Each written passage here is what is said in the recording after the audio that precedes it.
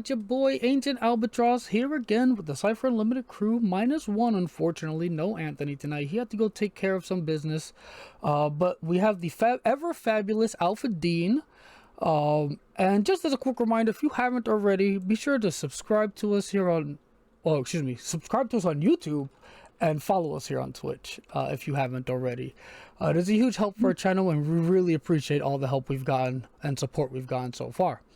But before we dive into things, as you all know, I've been working on a book that's coming out, or the backer kit is launching next week. And just as a little teaser here, I've been working on a little video, like a video ad for it.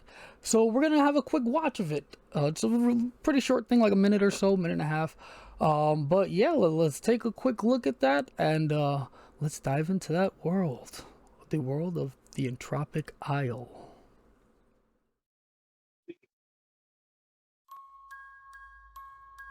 The Chaos God, through some unknown means, has toppled the heavens and killed all the other gods, spreading their fallen brethren's divine energy across the world.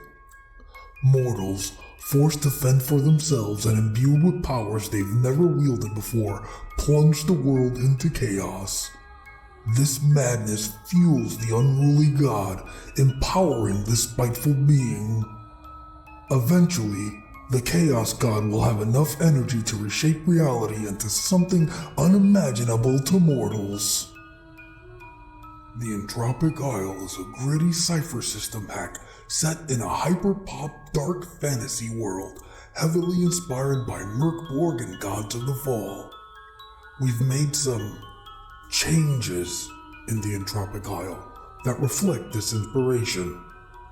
With these rule adjustments and additions, we've taken the Cypher System you know and love to another level.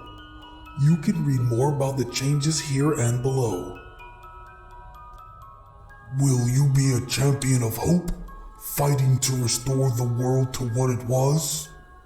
Or will you resign to your fate and partake in the chaos?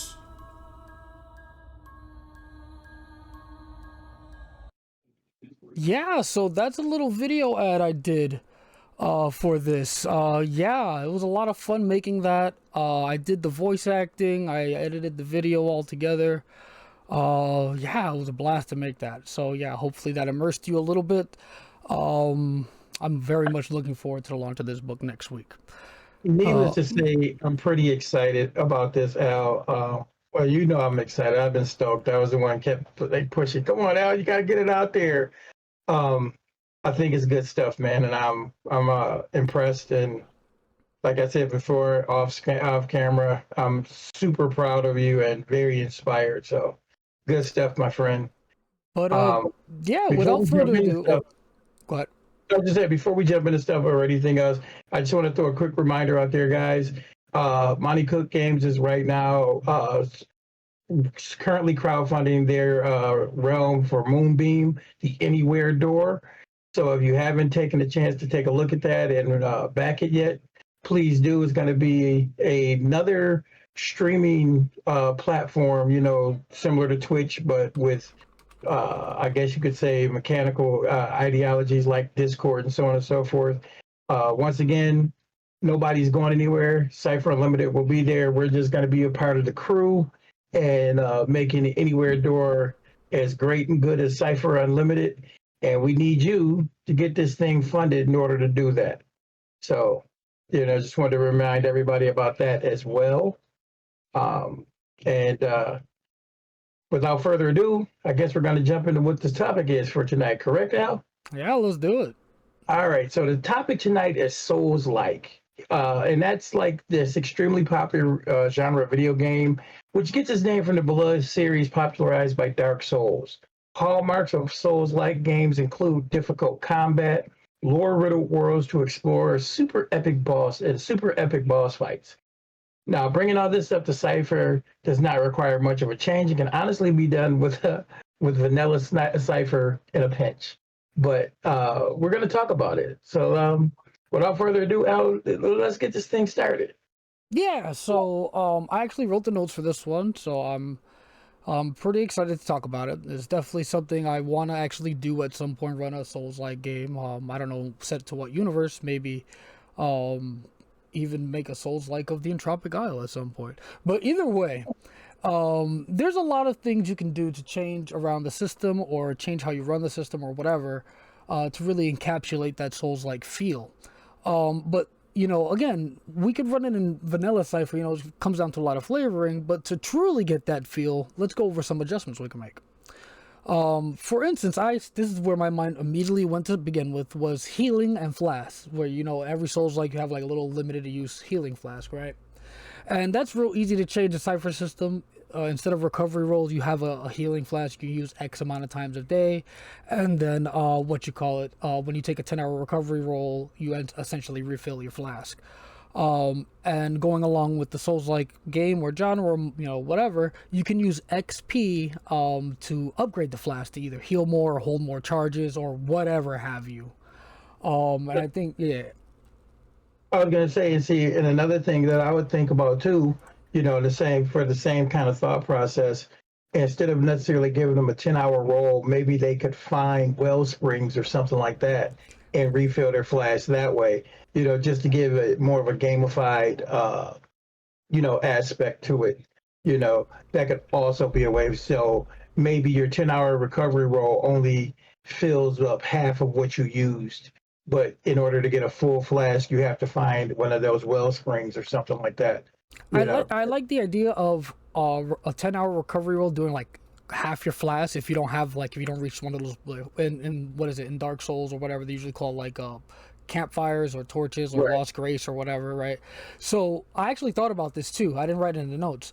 What I would encourage, if you really want to utilize something like that, is to play a sort of hex crawl type thing where knowing where those things are would matter. You explore a map, you fill out a hex map, and then you mark down, hey, the Lost Grace or whatever, the torch is here, and anytime they want to refill their flask, they're gonna have to go back to that or find a new one or something. That Right. would definitely be a valid way to do it. Again, if you want to go through the effort of maintaining all that information, definitely some people do. Yeah, I mean, and not only that, that would what we would say for a longer term game versus a one shot or something like that. These are elements. Again, I I think this is something we've never said directly, but Cypher can become as intricate as you want it, especially when you have a long form game. We talk a lot about one shots because that's what we do a lot of here. Me, you, and Anthony, we do lots of one shots. But I know I have like a lot of little nuancy intricacies that I've added into my longer term games. So, and like I said, these things break nothing. To me, they only add to the immersion of the setting. So, I'm going to move forward. The next thing we were talking about were stat requirements for equipment. And this would also work great in long-term games. So, like much of the equipment in Souls like require a certain stat to be worn effectively. Adding this in a long-term game would give players another reason to build their stats in certain ways. This also builds anticipation, encourages growth of players, and it gives you this idiom where tools become useful things. The rule change will also allow for all weapons to be wielded one or two-handed, just like in the Souls-like game. Wielding a weapon in two hands will reduce stat requirement to wield it and likely do more damage, or maybe you can get multiple attacks that way.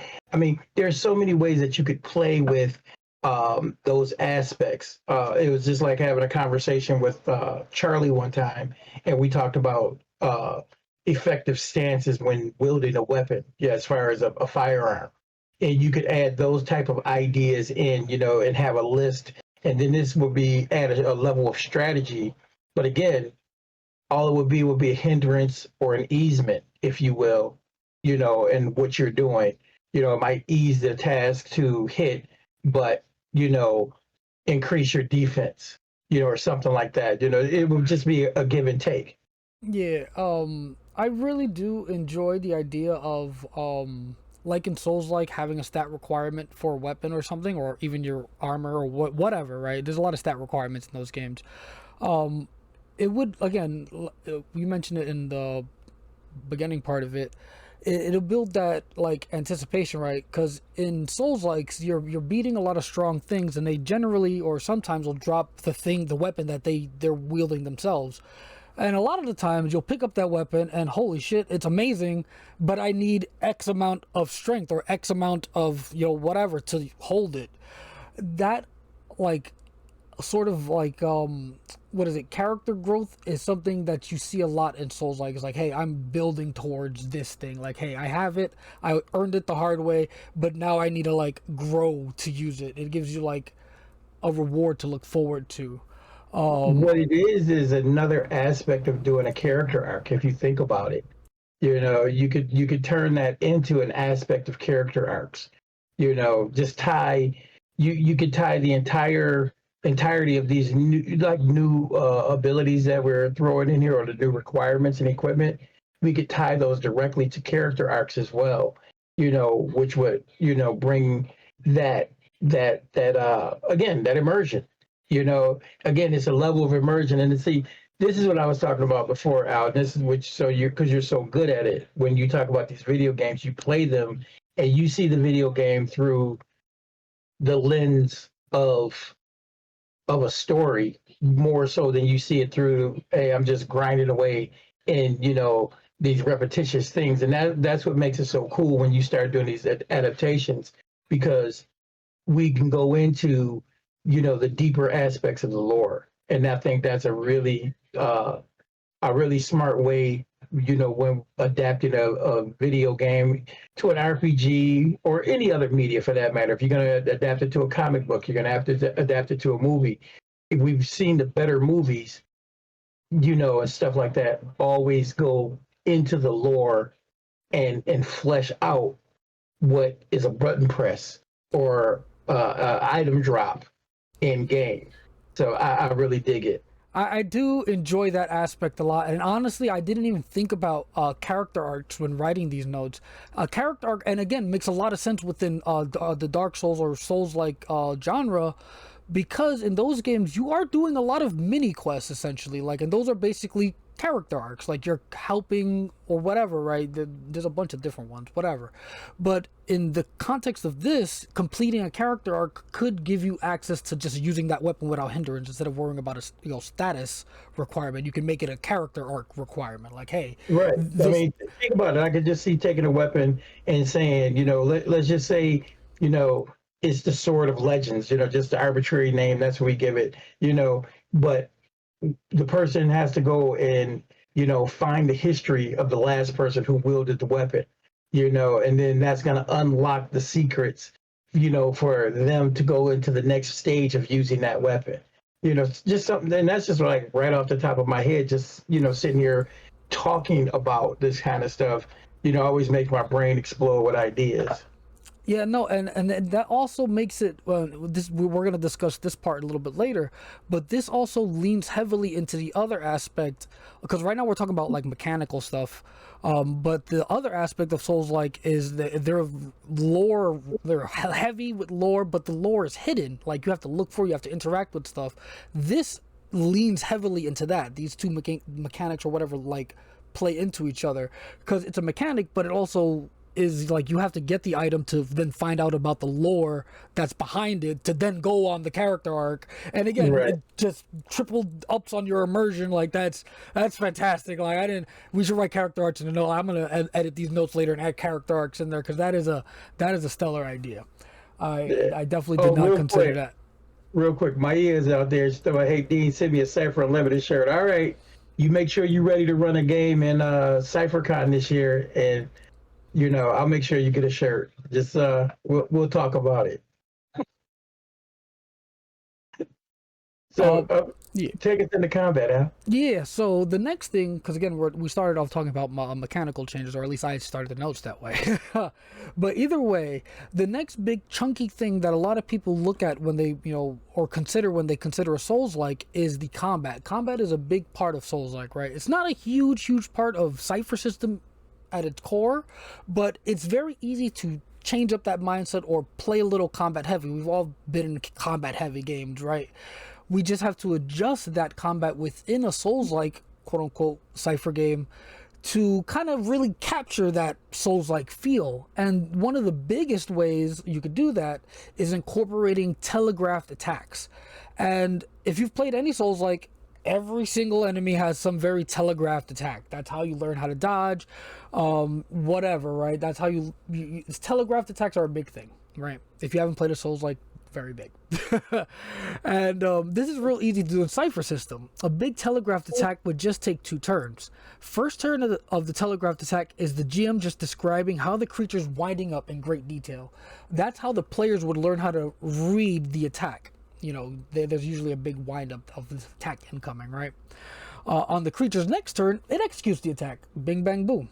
It gives the players that turn or whatever on their next turn to react to this wind up, so to speak. Not all attacks need to be telegraphed, and this would likely only be used during boss fights. Combats with like smaller mooks or whatever, like the small baddies, could just stay regular traditional Cypher. And then you just role play like, hey, I rolled, or I read that telegraphed attack and I rolled, you know, whatever. It could be role played out with smaller baddies. But with the really big epic boss fights, you want that really big epic feel. So having those actual huge telegraphed attacks plays into that heavily. So I could see adding another interesting aspect to that. A telegraphed attack.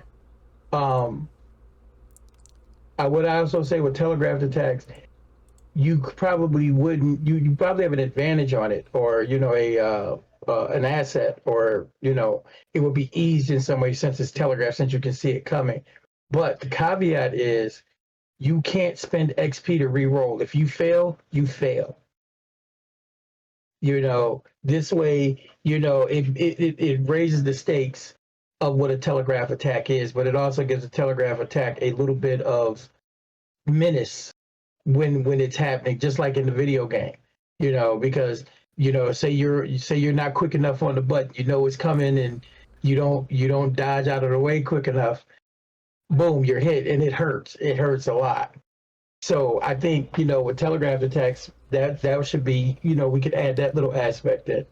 I think also we can play into it, just make them those mispresses, like the bad dodge or whatever, GM intrusions. That's a real easy way to say, hey, you timed your dodge wrong. You actually get and that happens a lot in Souls. Like that's like when you go to like, you're grinding this boss for hours and hours, and it's just, you throw your controller moment, like GM intrusion, right? Like I think that would be great for GM intrusions as well.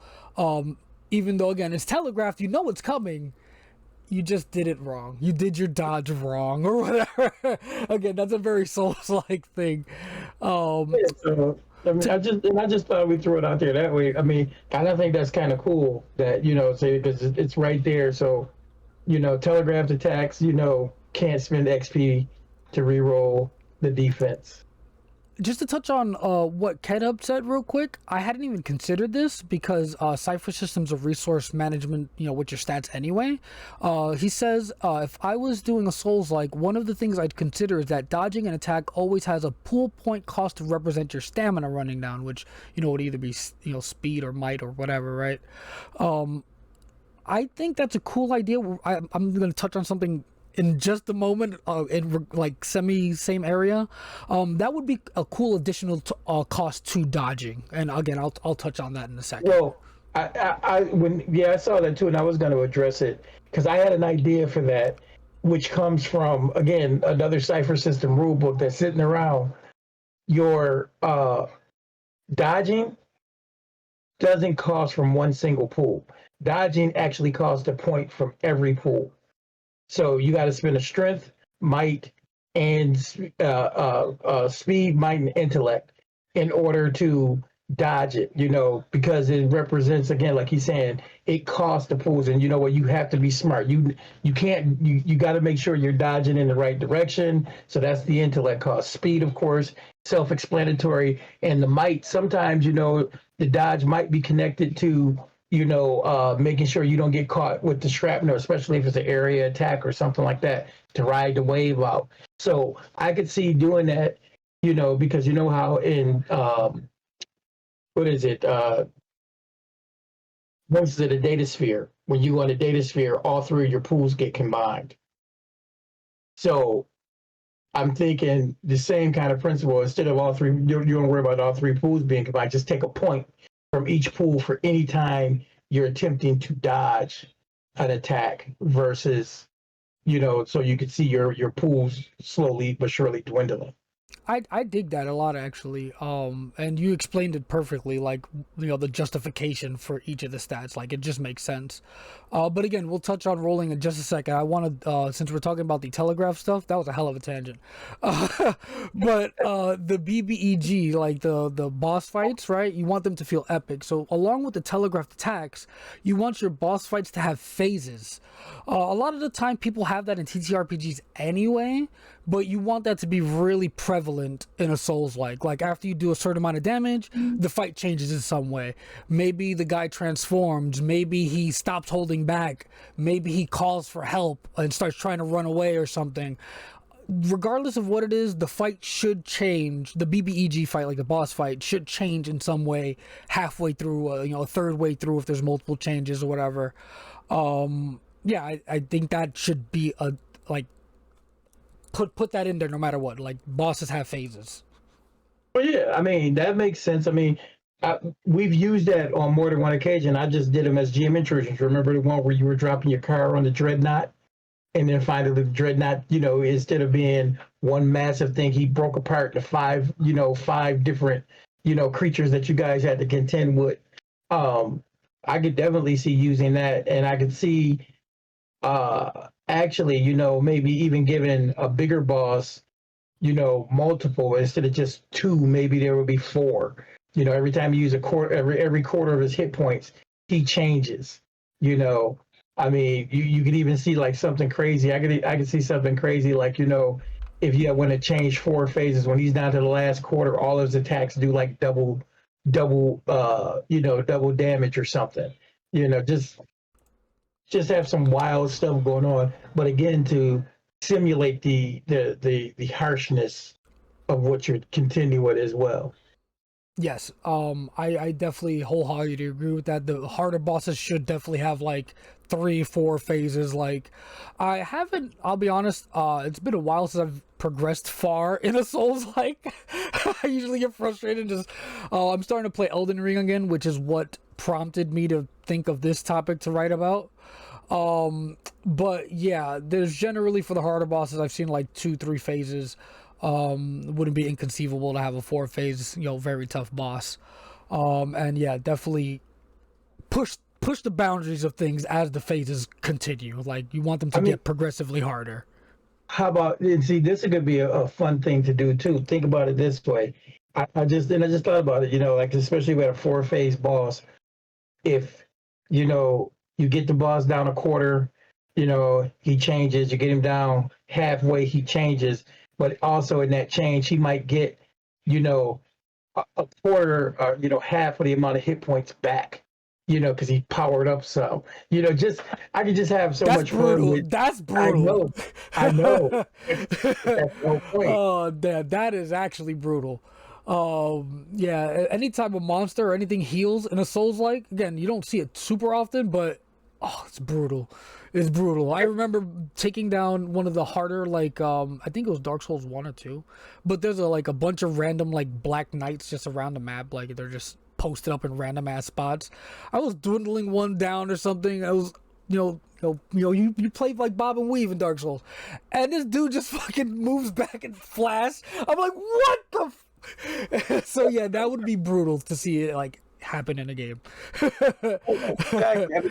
Because that's stuff that we don't do often. No matter, when you're playing most games, it's very rarely you see your bad guy heal. It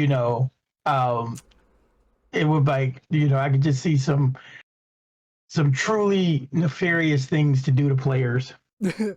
But to wrap up the combat talk, there's not too much more to talk about in combat. Oh, I guess one other thing to mention before I mention the next two things.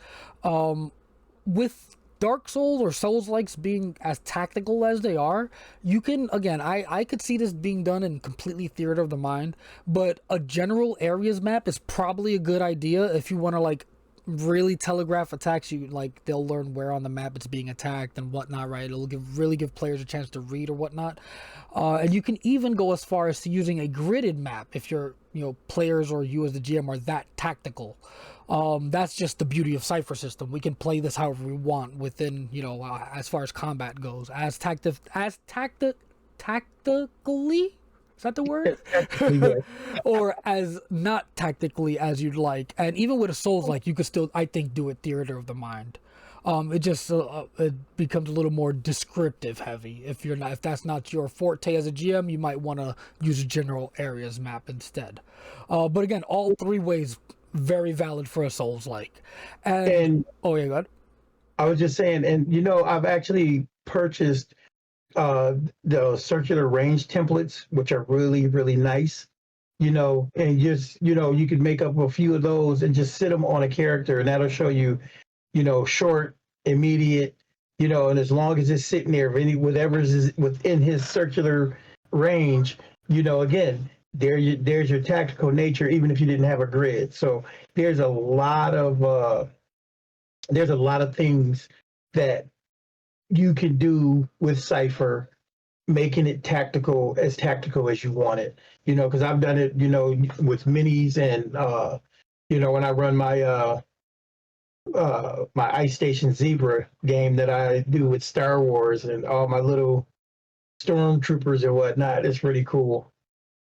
Yeah, that's why I love Cypher System. I mean, we all know we love Cypher System, but just the fact that if you have a group of people who are determined to be tactical, like, hey, I want that grid, like I'm not playing unless we have a grid, like you could do that in Cypher System. Like it's not super spelled. I think there is some guidelines on like how far like you can move, whatever, right? But you can come up with that yourself, no problem. Like that's easy peasy if your group really wants it.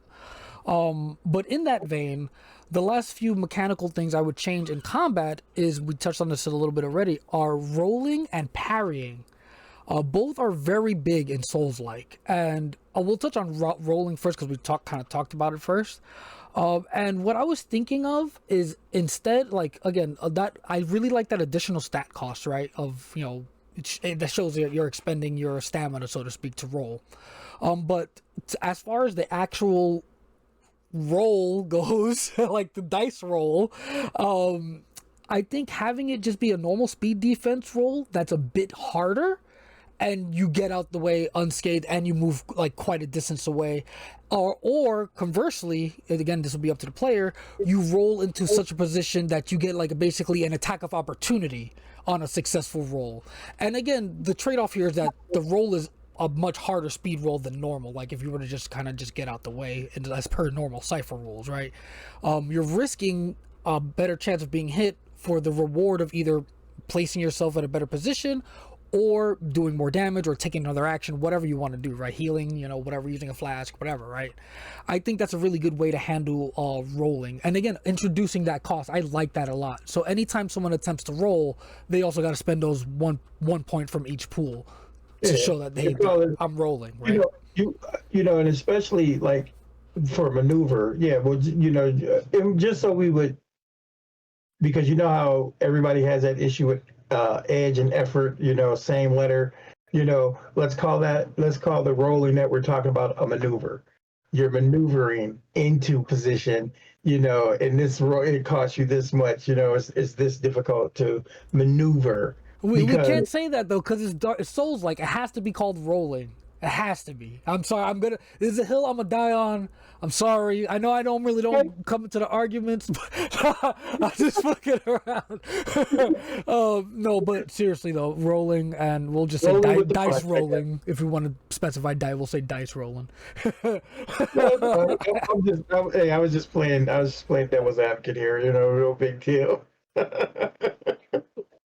Fair point though. Fair point. But the other side of the coin, and again, this is why I like the stat cost for rolling, because on the flip side you have parrying, and parrying usually doesn't cost you anything in Souls-like. It's just timing. You have to time right. Either you swing your sword or your shield right, and you kind of knock the monster's attack away, and you get like a free attack on them.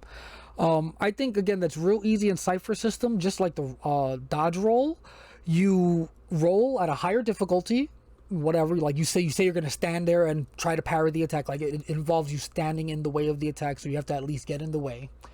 And then if you fail, you just get hit, maybe a little more damage, like just again to cipher it up a little bit. Maybe you take increased damage from getting hit by this if you fail a parry. But again, on flip side, if you're successful, it kind of stuns the monster or hinders the monster greatly.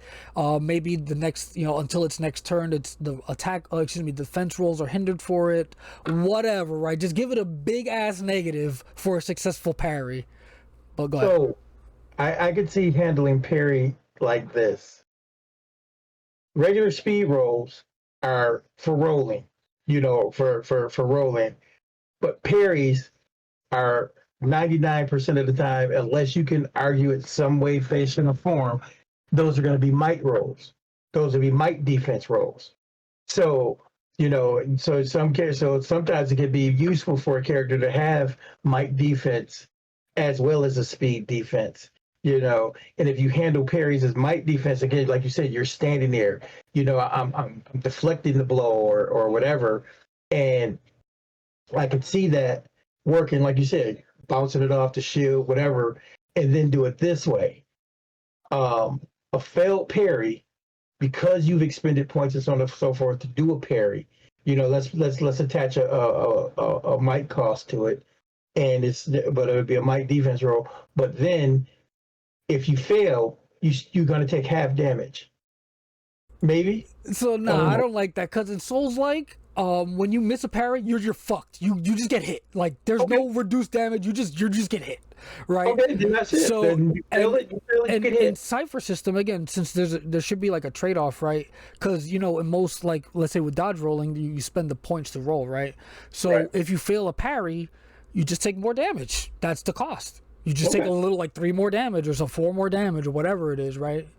I think that would be a good way to handle it. Because again, I don't want to like because we're playing Souls, like we don't want to soft ball anything, right? If you parry and take half damage, that's baby shit. Like you're gonna take the full hit if you miss a parry. Like there's no ifs, ands, or buts.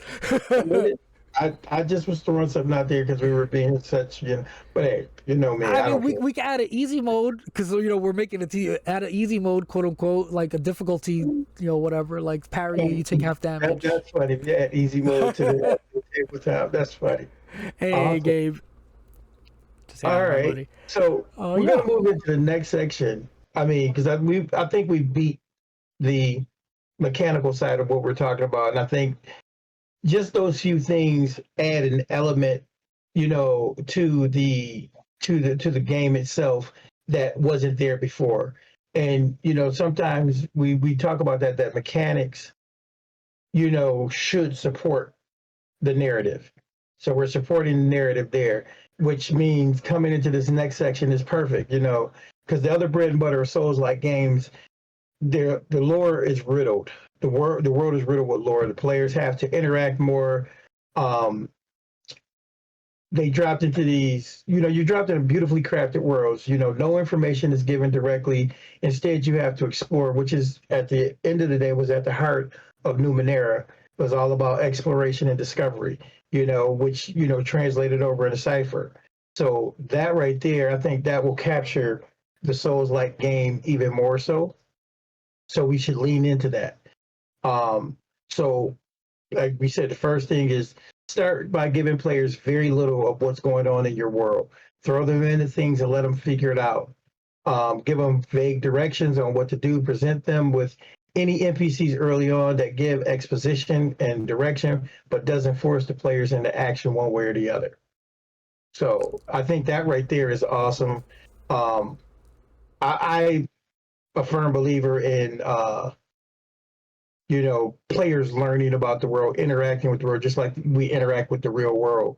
So I think that is extremely an extremely strong aspect to what what's being presented here. And just to piggyback off that a little bit, giving them that start, that very Souls-like start, where there's an NPC after like they do their tutorial or whatever, right?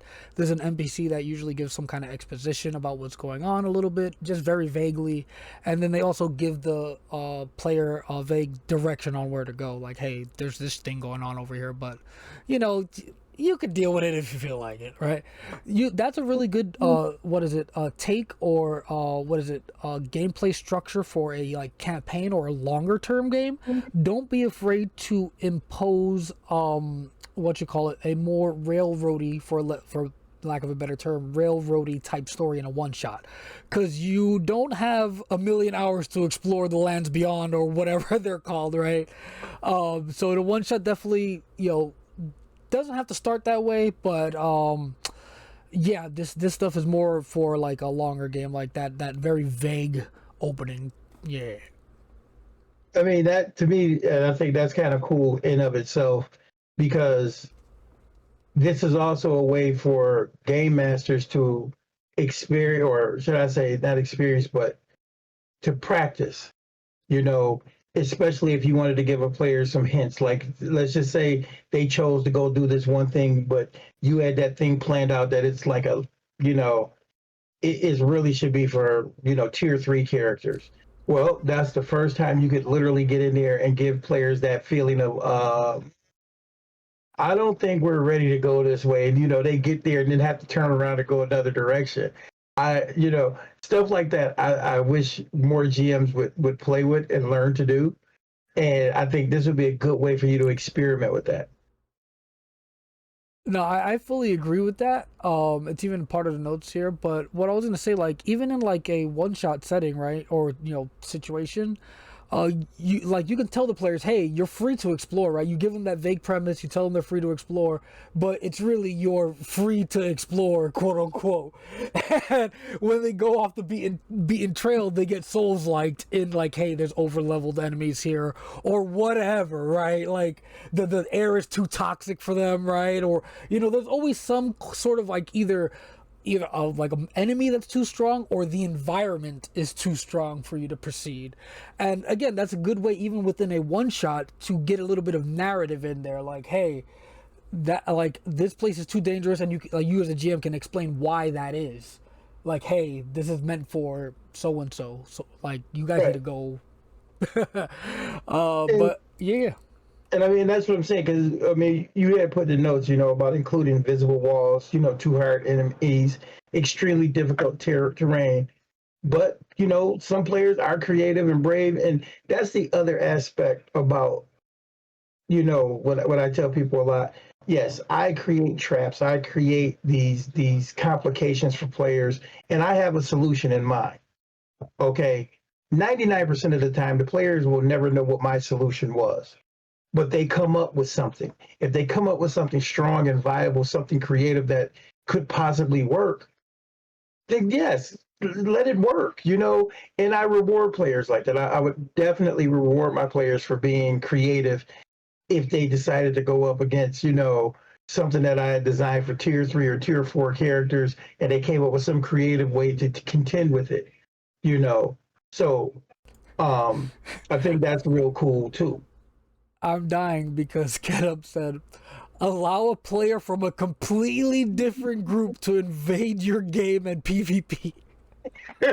I didn't even think about that aspect because, again, Cypher's not a PvP heavy, system at its core, but that's easily doable. That is 100% doable. And if I ever do a Souls-like game, I'm 100% doing that. Even if it's a one shot, there will be a guest player who comes in the middle at some point to invade the group. You're hearing it now. That is, if you're in a Souls-like game of mine, you will be invaded by a phantom, red phantom, 100%.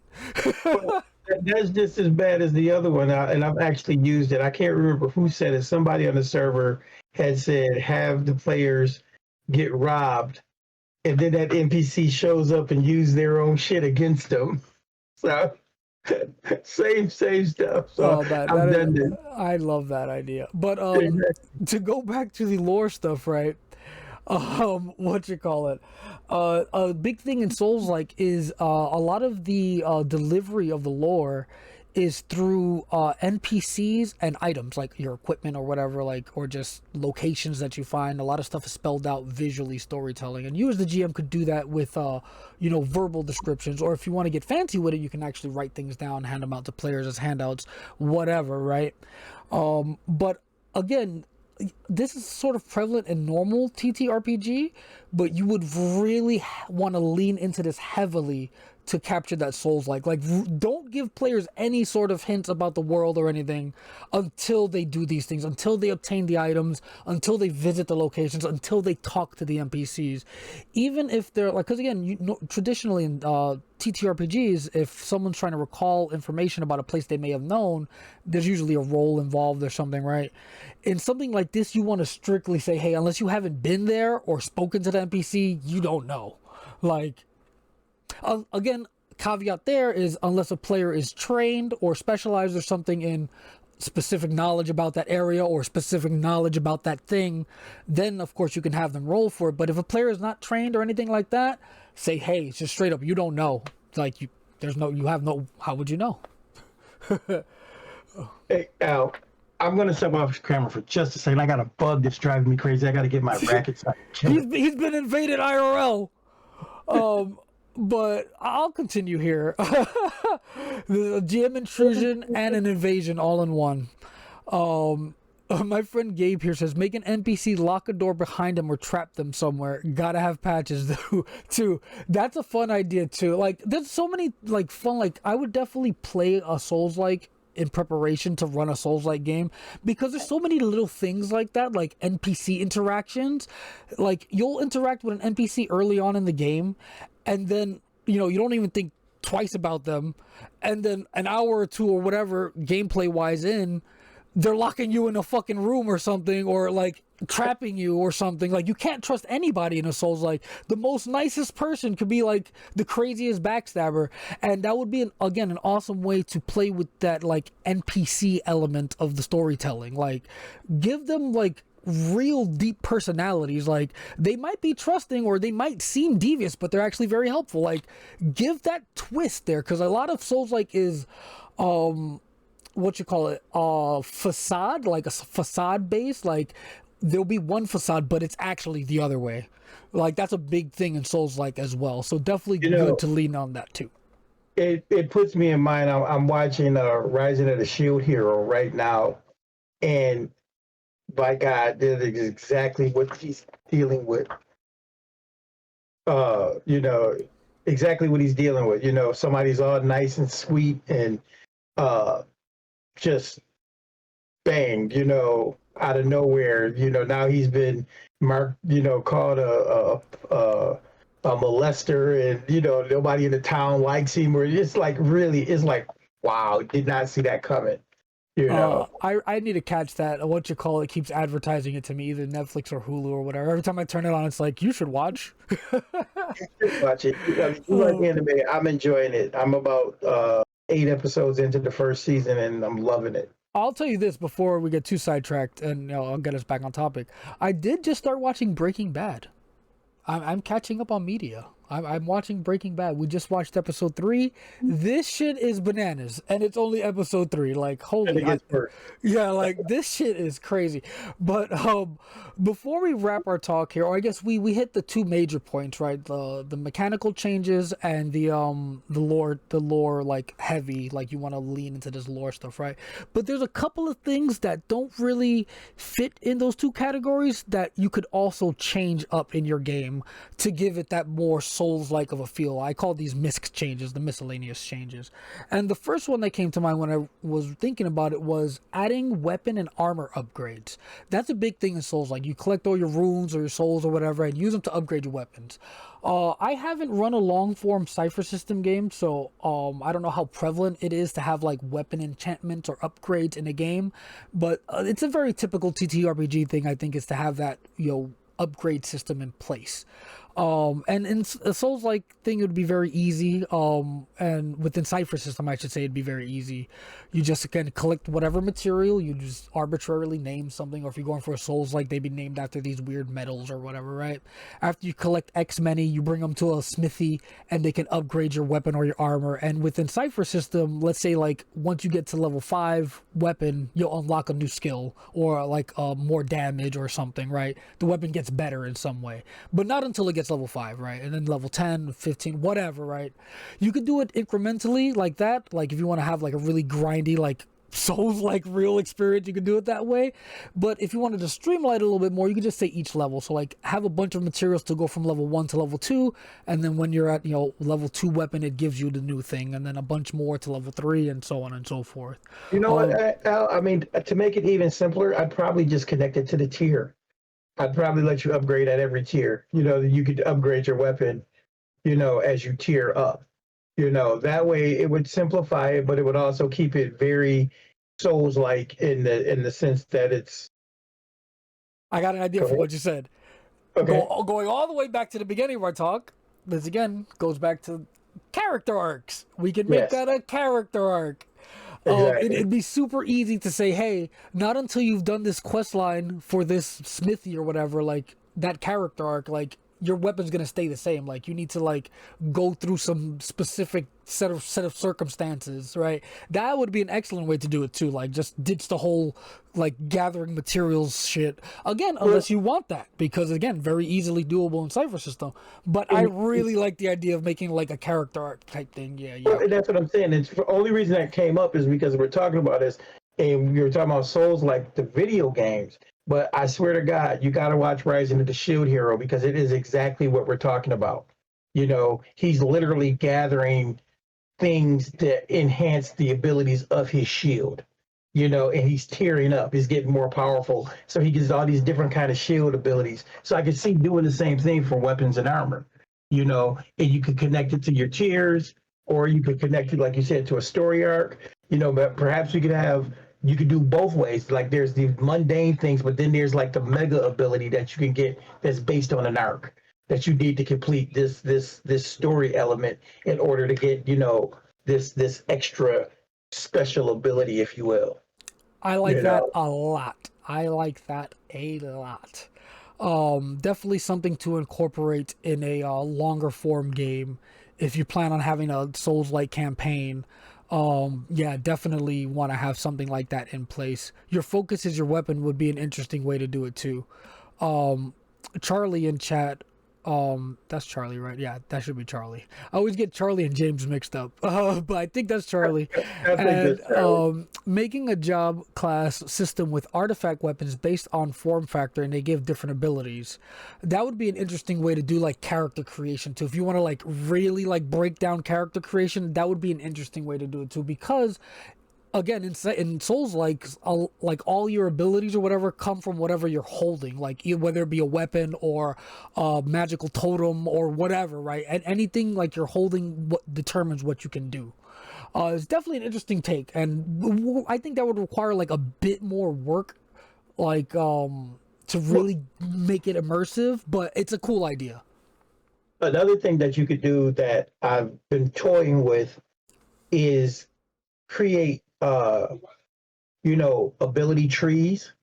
You know, like say you have defense, but if you go this way on defense, it's like a semi-offensive style. If you go this way, it's, you know, middle of the road. But if you go, you know, that way, then it's a full-on defensive, you know, with no actual you know, offensive capabilities and so on and so forth. Been fooling around with it. I don't know how it's going to go, but I can see using that for this kind of stuff too. It's definitely interesting. Now we can touch on something that Ketup brought up in the chat. Dying repeatedly with the same character, right? This, again, you can use it, you don't have to use it. In Souls-like, it's kind of like the thing, like you die a lot, like, but that kind of becomes a little weird in a one-shot, right? So I wouldn't recommend doing this in a one-shot. I definitely wouldn't recommend like having your players die repeatedly. That's just, you have so much time, right? But in a longer game, like in a campaign or like several story whatever, definitely doable. But in this situation, it's just the same thing as if we were refilling your flask at a grace site. When a character dies, they would respawn at one of those places, or maybe even near an ally if you want to keep things a little more simple. But in Cypher, we just introduce a debuff for when that happens, like maybe all their actions are hindered until they get back to their soul or whatever, right? And it stays active until that happens, like until they either reach their body wherever it was, or if their allies revive them or something. And in Souls-like, it's very specific how you literally have to just walk back to your body. But in a TTRPG, we can get creative how we let characters recover from this. Like maybe a priest is nearby that the characters can talk to do it, for their party mate who just died. Whatever, right? Like there's interesting ways to get past that ghost debuff in a TTRPG. But yeah, dying repeatedly is definitely a big Souls-like thing. Here's the thing. I got the perfect way to do it. You die, your character is dropped down the damage track, and you have to stay like that until you get back to your body. Now, if you die multiple times within the same 24-hour period, you go further down the damage track. And then if you get to one that will be a permanent death, you gotta wait a full 24 hours to respawn. So even in that case, right? So I love that idea. You'd be a ghost, like we could use the ghost rules from It's Only Magic. But what I was gonna say was, I like that idea, except end it with the character actually dying, like they actually die, like. Because again, we're in a TTRPG, right? We can break the bounds of having that same character, through a bunch of millions of deaths, right? In a Souls-like, in a video game, obviously you want to retain the same character. But within a TTRPG, you kind of want some stakes. At least I know I do. So, like you said, the damage track is an awesome way to do it, right? So you basically 3-strike rule. You die once, you become a ghost, you get impaired, right? Always. You die again before you revived, you drop down to debilitated, except you can probably move, right? We get rid of that you can't move thing. And then if you die a third time before getting revived, that's it. You're just dead. Like, I like that a lot. And again, you don't have to do that, but me being me, I would definitely do that. That's an excellent way. I love that idea for multiple deaths using the damage track. That is an excellent idea. Yeah. So, the next thing that you had as a miscellaneous was secret areas to discover, high locations, items of power, etc. require a player to explore places they normally wouldn't, or to make players do something they normally wouldn't, like jumping into a pitch black pit, actually a shortcut to a cave or dungeon, attacking a funny looking wall reveals it was a fake wall, taking a certain pose in a certain spot calls forth an NPC, etc., etc. So, that aspect just sounds like a lot of fun. It sounds like hella fun. So with that, and again, if you've played a Souls-like, it's the game is riddled with stuff like this, and it will require a bit of planning and teasing for you as the GM, right? You can't outright say, "Hey, there's this thing hidden here." You would have to find subtle ways to hint at it. Or again, if it's walls, you could just make it completely random. Like, again, there's no hints to invisible walls in Souls-like. I mean, maybe there are for some of them. But either way, I think, again, since this is a TTRPG, you want to lay down those little breadcrumbs of hints about those hidden things within how you're describing the area. For instance, you say maybe the particular wall is cracked or something, or hey, there's a statue here of a guy doing a pose, and that's all you say about it. And if the players happen to take that pose, the guy of the statue actually comes out from behind the statue, like, hey, like, you know what I mean? Like, you can do funny things like that. You just have to plan them out a bit. And I think, again, if you're going for that Souls-like feel, this is a good miscellaneous thing to do with your games. Add a lot of little hidden gems. Again, this is a very TTRPG-ish thing too, but you can go a little extreme with it to really do a Souls-like thing. Like, again, like the example of jumping into a well that, seems like nothing's there, but once you jump in, it's actually the entrance to like a dungeon where you're gonna find a cool item or something, right? Yeah, I think that's a good one. And lastly, oh, what? Do you have something else No, I to was say? about to say the last thing you have, this is my bread and butter. So go for it, and well, I'll talk about it after you tell everybody. Yeah, this is kind of harking back to what Charlie said a little bit. I guess just adding in the weapon focus or artifact focus or whatever, right? Giving them that aspect of it. But either way, another big thing about Souls like is having in-depth customization, right? Instead of foci, players would start with a choice of starting class that instead of whatever, like the things you get as you advance, like the types or whatever foci, you get things as you advance. You just comes with some preset abilities, items, stats, etc. Once the character is created, that all goes out the window. They can then be fully customized as they advance.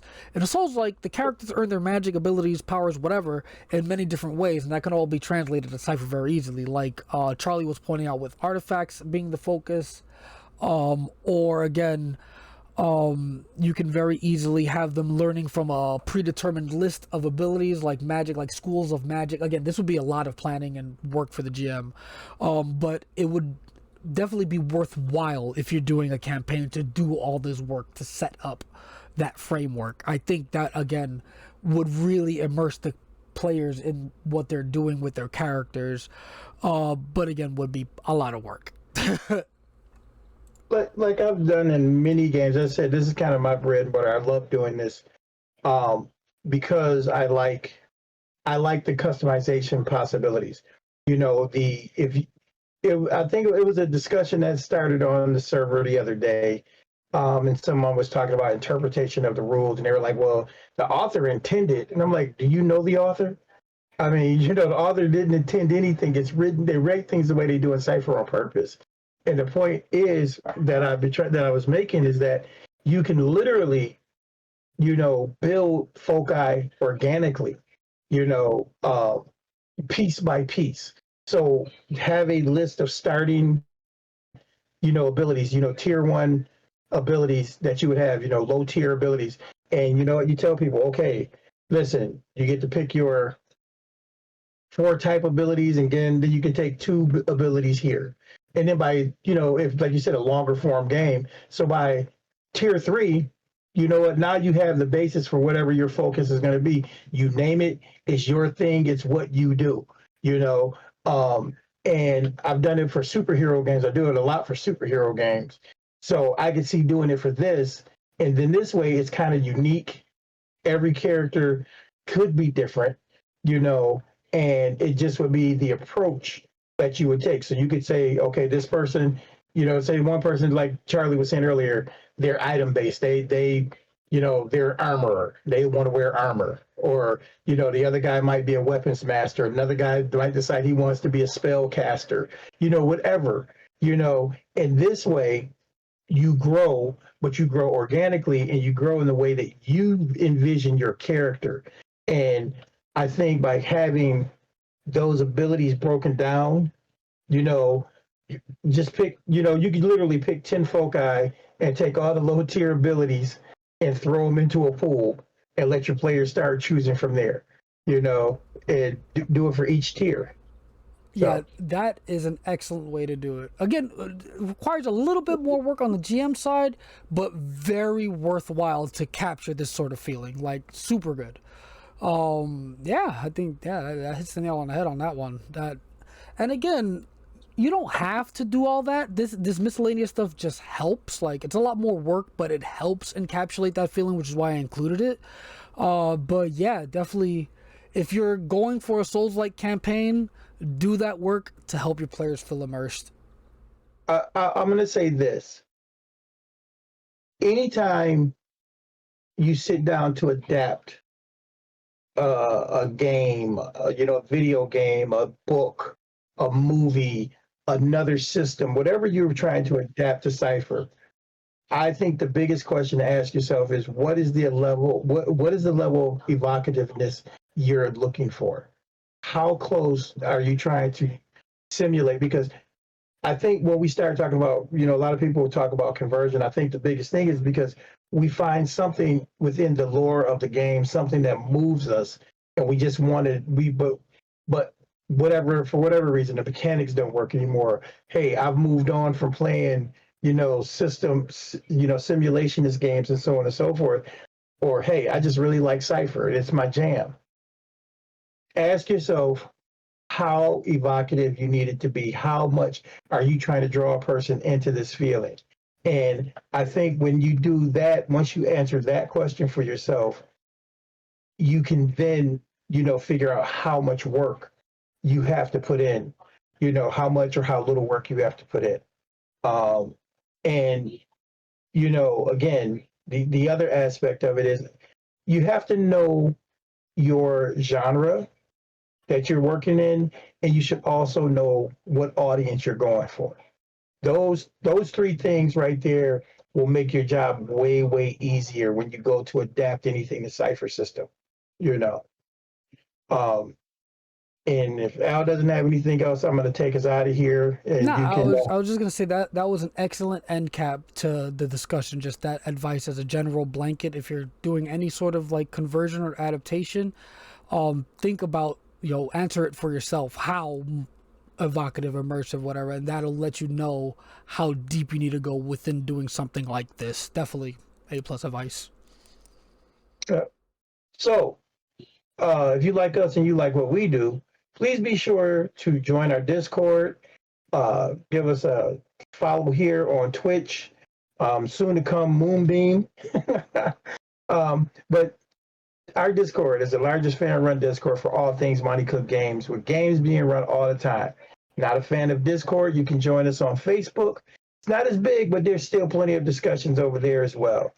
Subscribe to us on YouTube. Hit that notification bell when we drop a new video, because all of our videos will always be free. We stream them, and then within the following 2 days, they'll be up on YouTube. If you want to show us some love in other ways, you can buy some merch, like the shirt I'm wearing. So stop over to our merch store and get some stuff there. Not interested, but still want to support us in some way, you can always give us a little donation on Ko-fi. Our videos will always be free, but Ko-fi donations help with little things like, the Discord boost and giveaways and so on and so forth. And as usual, we love you guys. Yep. And thank you everyone for coming by. This was an excellent talk. I think I'm gonna consider running a Souls-like game or something, or even adding some of these rules I just made up or whatever to my book, because damn, they sound fun and I love a deadly feeling. But before we wrap up, just want to say one quick thing. Join us on Thursday, where we'll be talking to guests, and they're in the audience, so they can correct me if I'm wrong. Zeal Zaddy. I believe Anthony would have plugged this if he was here. I believe we're talking to them on Thursday. Again, Anthony's the one who set this up, so I'm not 1,000% sure. Oh yeah, it looks like I'm correct. So there we go. Join us on Thursday where we'll be talking to Zeal Zaddy. So yeah, definitely join us Thursday, normal time, 10 p.m. Eastern, where we will be talking to them. Should be a great talk. Great content producer. And thank you for coming on the show. But yeah, as usual, thank you guys so much. And from us at See You, we will see you later.